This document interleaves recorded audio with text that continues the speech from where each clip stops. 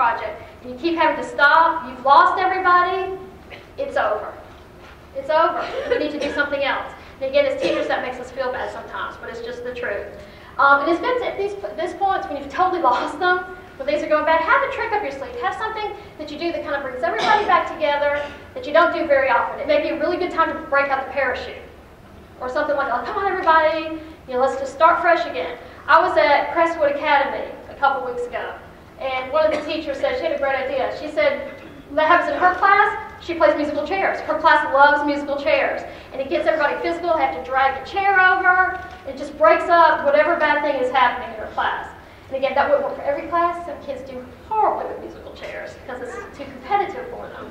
But other kids love it. And so having that trick up your sleeve that you know that your kids love to do can save the day.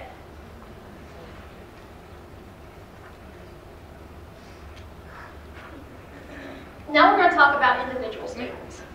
We have a behavior. Somebody actually put their kid in that shirt. And then put it on the internet for many years.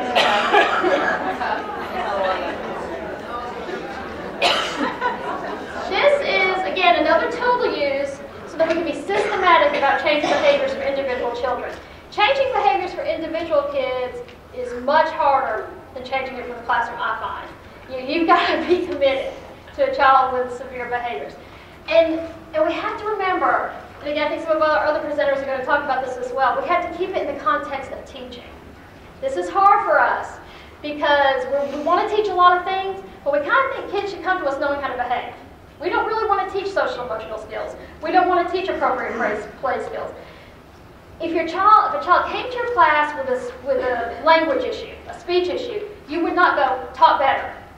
I told you to talk better. But yesterday we had a problem with you not talking very well. We're not going to see that today.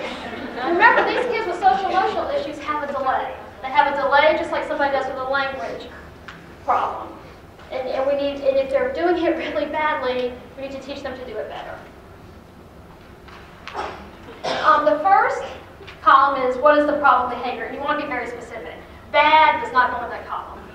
Okay, we need to know what is it he's doing specifically. And for many children, there'll be several things. They'll probably have, a list of things because a lot of our kids have a lot of behaviors. The second column is why is he or she doing it? What's the function of the behavior? There is always a reason. We do things for a reason. If it wasn't working for him, he wouldn't do that. And we hate to face that sometimes. If you have a kid with chronic misbehavior in your class, he's getting something out of it. Somehow we're inadvertently reinforcing what he wants. If you don't figure out why he's doing it and help him find something else he can do instead to meet that same need, it's never going to get better. We have to identify the solution.